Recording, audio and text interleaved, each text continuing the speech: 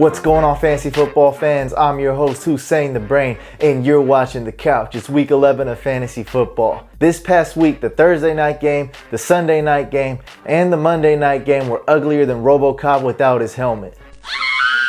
Bad news for the Niners and Cardinals. Right when Aldon Smith is returning from his suspension, we find out that Patrick Willis is on IR, as well as Carson Palmer in Arizona. He's on IR as well. For this video, I'm going to answer the Twitter question of the week, go over some of the previous waivers, some new pickups, including defenses, and I have a question for you guys at the end. You guys keep asking the tough questions on Twitter, and I responded week 10. Somehow I got 90% of the predictions right. If you want your question answered on the next video, make sure you use the hashtag AskTheBrain.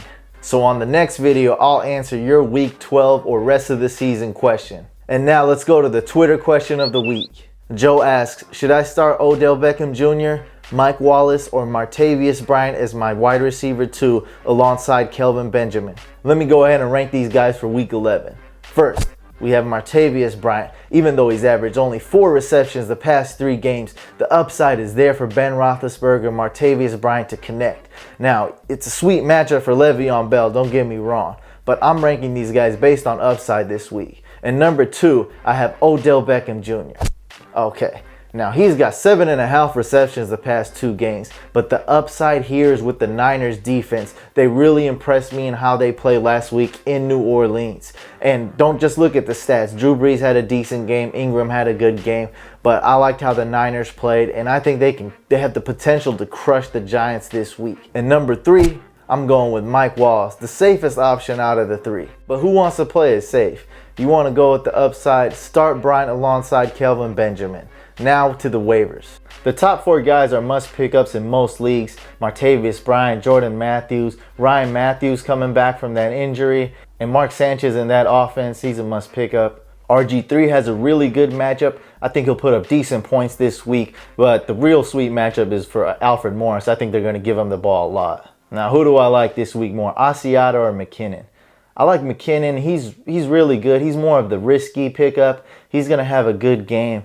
But if I really had to choose, I'm going with Matt Asiata, the touchdown vulture. Alfred Blue is a great handcuff if you're an Arian Foster owner, and a good pickup if you're in deeper leagues. Also in deeper leagues, Josh McCown and Michael Vick is great for a quarterback death. Josh McCown could have a pretty good game this week, and keep in mind that Michael Vick is on bye.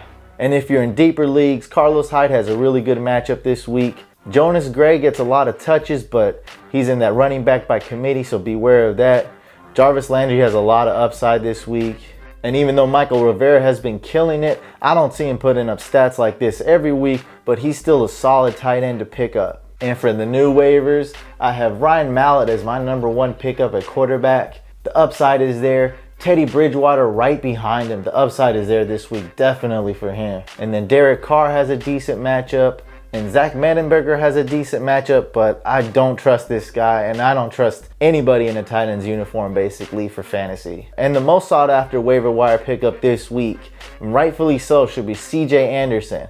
Monte Ball is day to day. Ronnie Hillman is day to day. He may miss some time. So I'm going with CJ Anderson this week. I'm going to put in a waiver wire claim for him.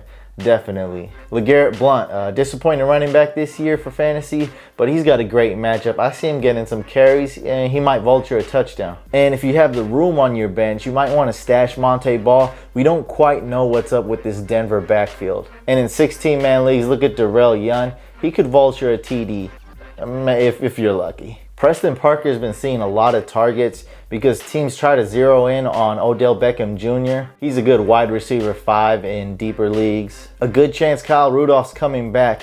You may not want to start him this week, but he's a good tight end stash. And for my top 6 defenses this week, I have the Texans going against the Browns, the Vikings going against the Bears, the Chargers going against Oakland, and the Niners have a lot of potential this week. Definitely pick them up if they're not owned. And the 2 players that should be dropped is Carson Palmer. He's not playing anymore the rest of the season, suffered that unfortunate injury. And Zach Stacy hasn't got any touches the past 2 games. It's safe to drop him unless you're in a 20-man league. I have a question for you. Last time Phillip Rivers played, he put up negative fantasy points. Horrible performance against the Dolphins. This week, will Phillip Rivers get 21 or more fantasy points standard scoring? Leave a YouTube comment below and let me know, yes or no, will Phillip Rivers get 21 or more fantasy points? And that's all the time we have for this video. Make sure you subscribe to the YouTube channel. Use hashtag AskTheBrain if you want your Twitter question answered next week. And I'll see you guys on the next video.